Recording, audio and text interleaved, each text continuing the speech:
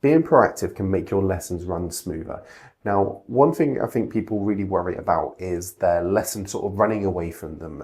We call it firefighting, so where one thing goes wrong and then another thing goes wrong and then another thing goes wrong, and it feels like you're putting all these fires out. And I think people worry about that. And I think the flip side of that, people also worry about is over-instructing. So we hear of people failing their part threes because they've over-instructed. Now, and so that then stops people being proactive because they worry about, am I helping the pupil too much? So how can we be proactive without over-instructing? So first of all, it depends on the level of support you're offering. So if you have a new pupil and they want a lot of support and you're trying to talk them through it, and I think that one's quite easy to be proactive because you're ahead of the game, you're talking them through it, you're getting them to get stuff right. So that one's a nice, easy proactive. Same with prompting, really. If you're in that sort of kind of level of prompting, then absolutely being proactive can be relatively simple because you're chucking in your prompts, you're getting it in early enough. That's one key thing, get it in early enough so that they've got time to think about it and then enact it. So yeah, definitely sort of kind of prompting is also a relatively sort of kind of simple one to get ahead of the game. What I would also say with prompting though is that you can have different levels of that. So you can have the prompt that it's like really basic and at the moment, or you can have the prompt where it's a little bit earlier and you're looking for that sort of kind of focusing your mind. So the difference between what speed are you going to do, or what speed makes sense here, something like that. At the moment, you want them to slow down, versus at the end of the road, turn left.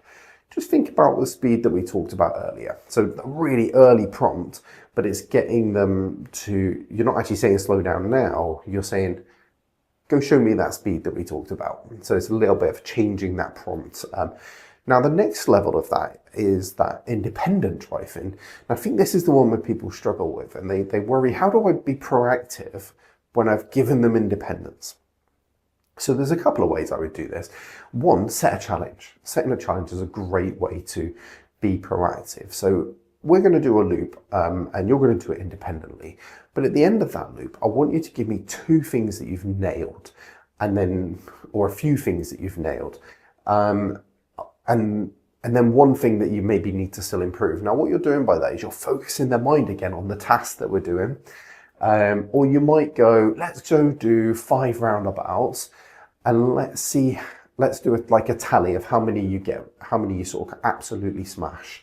You could do things like a gold star. So let's go drive for 10 minutes. How many gold stars can you get? So this is about focusing their mind and being proactive.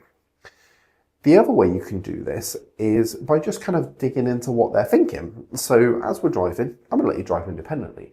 And I'm just going to every now and again ask you what you're thinking, what's your mind on, what are your thoughts. Now, the thing to be careful with here is you don't just do that when you've seen a hazard. So the bus is coming towards us and you go, oh, what's your thoughts now?